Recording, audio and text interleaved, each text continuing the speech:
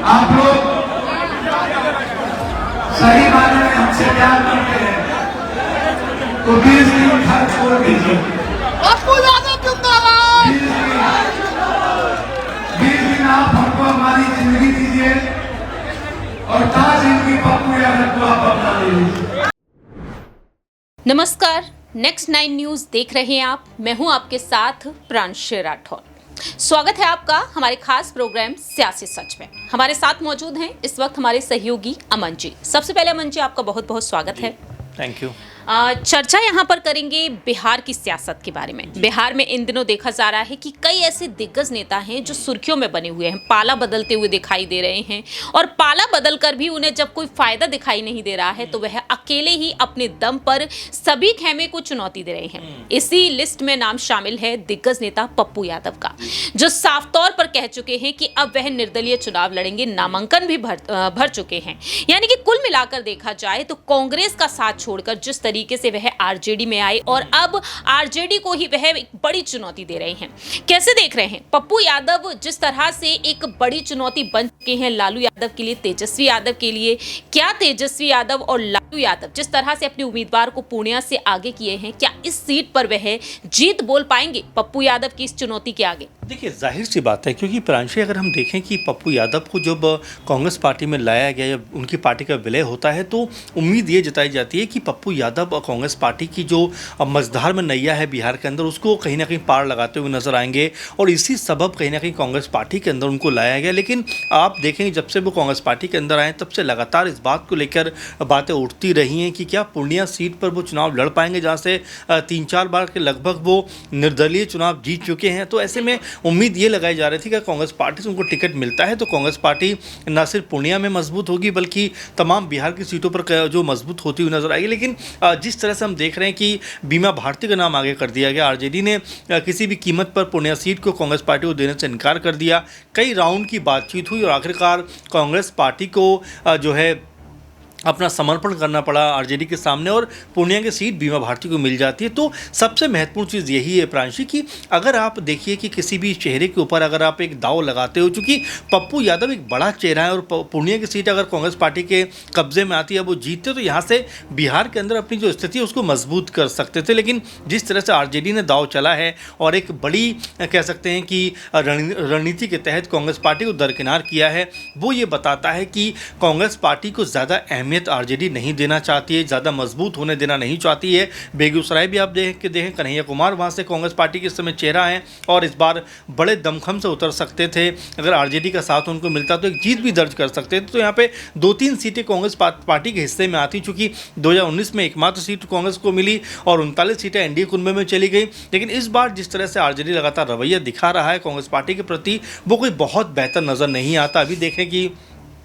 3 सीटें आप मुकेश सहनी को देते हो और उनसे बातचीत करते हो, वहीं पप्पू यादव लगातार बातचीत करते रहते हैं आपसे, आप उनको एक भी सीट देने को तैयार नहीं होती। यानी कि पूर्णिया सीट की वो मांग करते हैं, मधेपुरा का भी कहीं ना कहीं उनका जिक्र आ जाता है। उन दोनों ही जगह पे आप अपने प्रत्याशी उतार देते हो या अपने पास वो सीटें रिजर्व कर लेते हो। तो ये बताता है कि पप्पू यादव और कांग्रेस पार्टी को किस तरह से आरजेडी ने दरकिनार किया है। अब ऐसे में पप्पू यादव जो एक बड़ा नाम है, एक बड़ा कह सकते हैं चेहरा है बिहार की राजनीति में, 5 से 6 बार सांसद रह चुके हैं, तो ऐसे में उनके साथ में इस तरह की नाइंसाफी होना और साथ में कांग्रेस पार्टी का भी मैं कहूंगा कि पप्पू यादव को सहयोग नहीं मिल रहा है। आप देखें कांग्रेस पार्टी के जो अध्यक्ष अखिलेश वो कहते हैं बिहार से कि भाई अगर कोई भी जो कांग्रेस पार्टी का होकर निर्दलीय चुनाव लड़ेगा तो ये पार्टी के लिए अच्छा चीज़ नहीं है और उस प्रत्याशी के खिलाफ कार्रवाई भी की जा सकती है। आप देखिए कि पप्पू यादव कितनी उम्मीद के साथ में कांग्रेस पार्टी के साथ ज्वाइन किया और उन्होंने राहुल गांधी से लेकर प्रियंका गांधी और तमाम बड़े चेहरे कांग्रेस पार्टी को उनको बहुत ज़्यादा सराहा भी, कहा कि राहुल गांधी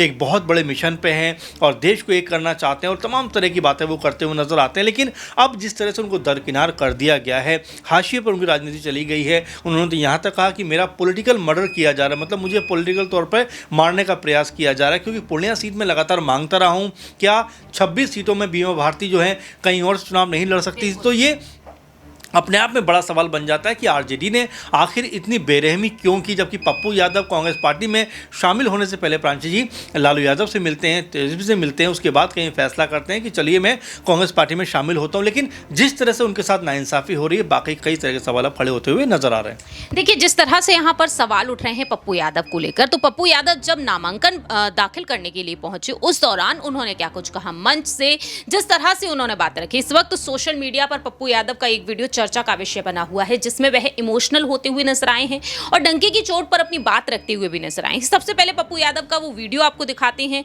उनका भाषण सुनाते हैं कि वह किस तरह से जनता को अपनी तरफ लाने की पूरी तरीके से कोशिशों में जुट चुके हैं। सुनिए जरा।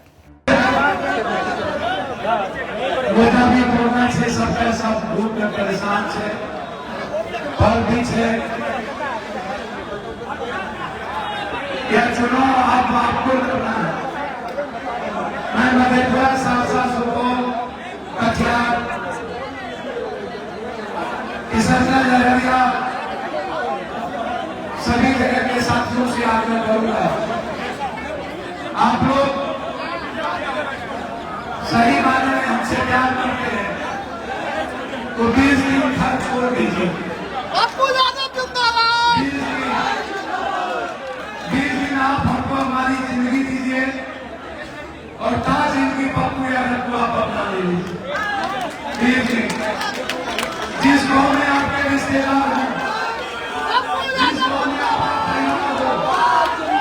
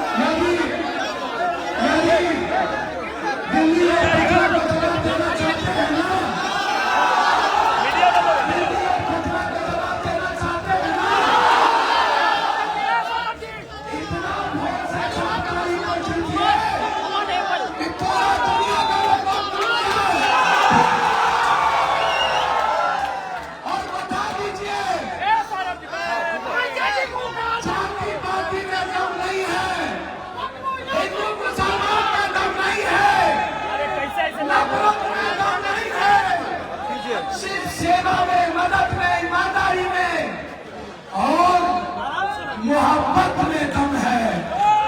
सिर्फ प्यार में दम है, लोगों की जिंदगी बदलने में दम है, गरीबों के पैर छूने में दम है। भगवान का ही है तो गरीबों के चरण में है। हम अल्लाह का ही है, सब लोग के साथ। पप्पू यादव ने जिस तरह से भरे मन से अपनी बात रखी, ना सिर्फ ये एक बड़ी वजह निकलकर सामने आती है कि वो इमोशनल तरीके से जनता का ध्यान अपनी तरफ खींच रहे हैं, बल्कि एक बड़ी वजह यहाँ पर यह भी निकलकर सामने आती है कि पप्पू यादव अब कई दिग्गजों के लिए एक बड़ा सहारा बनते हुए दिखाई दे रहे हैं। बात यहाँ पर कर ली जाए सीवान से निर्दलीय चुनाव लड़ने का ऐलान कर चुकी दिग्गज नेता शहाबुद्दीन की पत्नी हिना शहाब के बारे में। हिना शहाब ने जिस तरीके से आरजेडी पर निशाना साधा, निर्दलीय चुनाव वह भी लड़ने जा रही है सीवान लोकसभा सीट से, क्योंकि वह भी चाहती थी कि आरजेडी उन्हें टिकट दे, लेकिन टिकट नहीं मिला तो वह भी निर्दलीय चुनाव लड़ रही हैं। ऐसे में पप्पू यादव का समर्थन उन्हें मिल चुका है। कैसे देख रहे हैं मन जी, क्या वाकई में पप्पू यादव की जिस तरह से यहाँ पर जो काम देखने को मिल रहे हैं, यही अब बड़ी वजह बन सकती है उनकी जीत का? देखिए, बिल्कुल हिना शाह के बारे में आपने जिक्र किया, जाहिर बात है कि पप्पू यादव ने भी कहा है कि वो उनका समर्थन करेंगे। और देखिए, लगातार ये बात देखने को मिल रही है, जिस तरह से आरजेडी कई चेहरों को दरकिनार करे, शहाबुद्दीन बहुत करीबी रहे लालू यादव के और तमाम बार ये बात उठी भी है, लेकिन जो उनके जाने के बाद जिस तरह से हिना साहब ने ये कहा कि हमें सहारा देना चाहिए था, हमें आरजेडी का सहारा मिलना चाहिए था, लेकिन वो वैसा कुछ होता हुआ नजर नहीं है, इसीलिए वो निर्दलीय चुनाव में उतर गई हैं। अगर आप देखें कि पप्पू यादव भी निर्दलीय और हिना साहब भी निर्दलीय, और पप्पू यादव ये कहते हैं कि भाई उनको मेरा समर्थन है और मैं उनके लिए खड़ा रहूंगा, तो आप ये मानकर चलिए कि आरजेडी के खिलाफ एक तरीके से पप्पू यादव ने पूरी तरह से बिगुल फूंक दिया है कि अगर आपने मेरे साथ ऐसा किया है तो मैं भी आपके साथ जो है जिस तरह का बर्ताव आपने मेरे साथ किया है तो मैं भी वैसा बर्ताव करने में कोई कमी नहीं रखूंगा। इसीलिए वो हिना साहब का कहीं ना कहीं समर्थन करते हुए नजर आते हैं। लेकिन यही बात सबसे अहम हो जाती है कि क्या आने वाले दिनों में, क्या आने वाले समय में पप्पू यादव को लेकर क्या आरजेडी का रुख अपने आप में चेंज होने वाला है, परिवर्तन होने वाला है, या फिर अगर पप्पू यादव जिस तरह से लगातार कह सकते हैं कि मुखर सुर अपना दिखा रहे हैं, क्या उसको देखते हुए कांग्रेस पार्टी भी कोई बड़ा फैसला करने वाली है, ताकि जो पप्पू यादव उनकी पार्टी में शामिल हुए हैं और एक मजबूत स्तंभ के तौर पर नजर आ रहे हैं, अगर उनके साथ में इस तरह की नाइंसाफ़ी होती है तो क्या कांग्रेस पार्टी भी अब कोई बड़ा बयान या बड़ा कोई ऐलान करती हुई नजर आ सकती है? क्योंकि अगर कांग्रेस पार्टी ने पप्पू यादव को यहाँ पर समर्थन नहीं किया तो जाहिर बात है कि वो भी उनका मनोबल डाउन हो जाएगा, और हो सकता है कि वो जो पुराना बयान उन्होंने दिया था कि पूर्णिया से नहीं जाऊँगा, मर जाऊँगा, इसके अलावा कांग्रेस पार्टी भी नहीं छोड़ूंगा, पूर्णिया भी नहीं छोड़ूंगा, तमाम सारे बयान इस तरह के आए। लेकिन क्या अब जिस तरह से कांग्रेस पार्टी का रुख उनके खिलाफ नजर आ रहा है, तो क्या पप्पू यादव अब कोई बड़ा कदम उठा सकते हैं, या फिर कांग्रेस पार्टी को अपनी गलती का यहाँ पर एहसास होता है और वो वापस पप्पू यादव के लिए एक बड़ा स्टैंड लेते हुए नजर आ सकते हैं? क्योंकि अगर ऐसा नहीं करेंगे तो पप्पू यादव जैसा बड़ा चेहरा कांग्रेस पार्टी के लिए बिहार की जो राजनीति है वहाँ पर उनके हाथ से निकल जाएगा।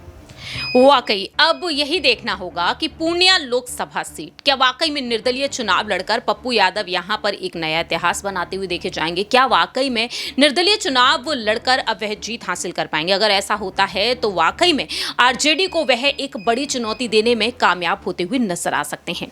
इस पूरे ही राजनीतिक प्रकरण पर आपकी क्या कुछ राय प्रतिक्रिया है, कॉमेंट सेक्शन में आप बता सकते हैं। फिलहाल के लिए हम चलते हैं, बाकी की तमाम अपडेट्स के लिए आप देखते रहिए नेक्स्ट 9 न्यूज।